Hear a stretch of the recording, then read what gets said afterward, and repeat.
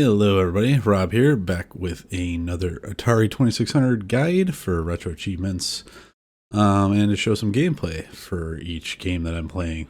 This particular game I chose this time was the Kool-Aid Man, made by Mattel back in '83, and this one's got 17 achievements and it's got a 2.60 ratio. It's no joke. There's a couple achievements on this that can prove to be extremely frustrating. It took me about 4 hours to master, but I was going hard on 4 hours on just 2 achievements. Most of the other achievements you can get through progression.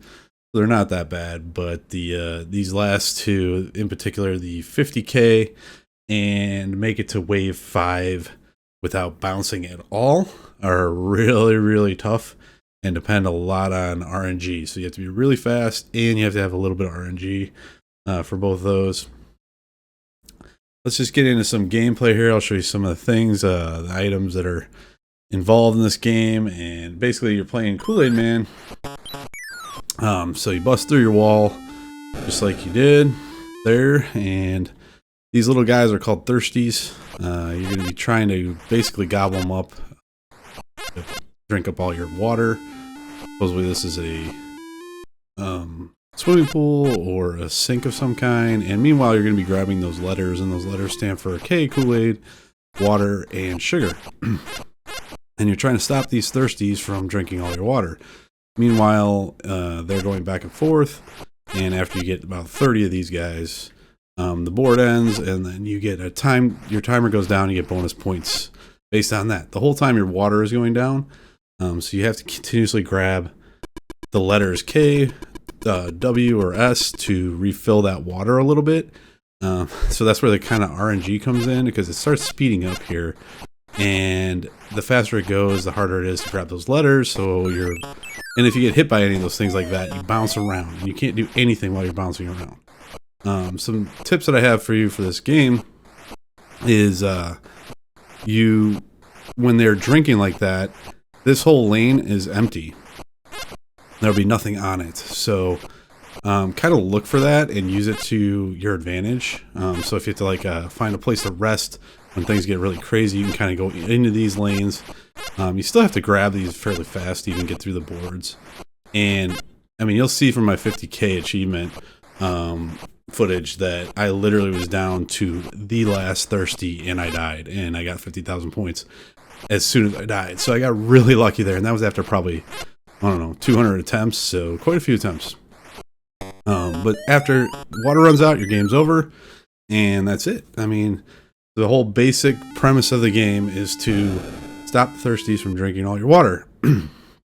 This game was made in '83, and you could actually use proofs of purchase to get it from Mattel. You could send in Kool-Aid, I think it was 125 proofs of purchase from Kool-Aid packs, and you would get it for free, or you could send in 30 proofs of purchase and pay $10 and get it mailed to you that way too. So just a really, really fun game.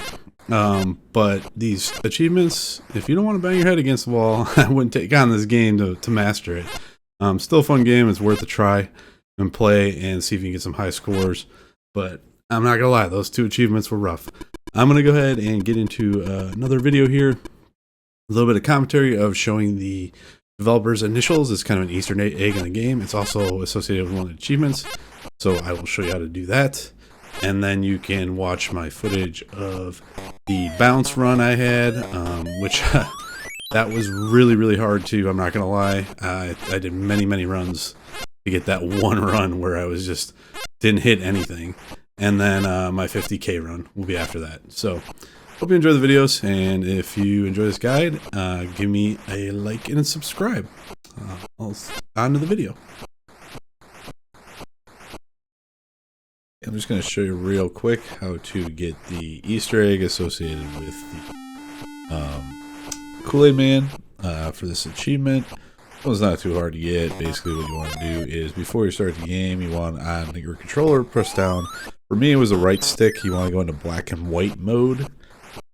So however you go about black and white mode, you can go into your settings and look how that is. If you go into RetroArch and you go into controls, and you go down and you look, there should be a feature that says black and white. Usually it's on, for me, it's on the R3 button. I'm going to push that down, and it won't change to black and white. It will just, when you hit start, it'll just still be in color, and then you're going to go into the game like normal. You're going to hang at the top here. Kind of hang around at the top. You're going to grab this and go up as high as you can go. You're going to grab the Kool-Aid or whatever the, you know, a Kool-Aid, water, or sugar.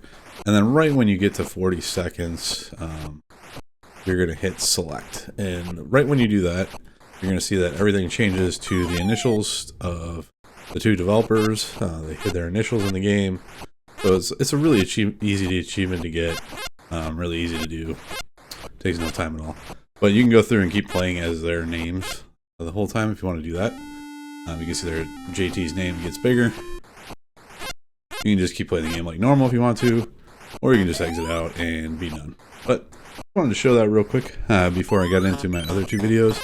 The next two videos will be the no bounce run up to level 5, and also the 50,000 high score run. Like I said, this game's pretty tough for those two achievements, so you may want to watch that and see if you can get any pointers off of it. And I hope you enjoy it. Bye.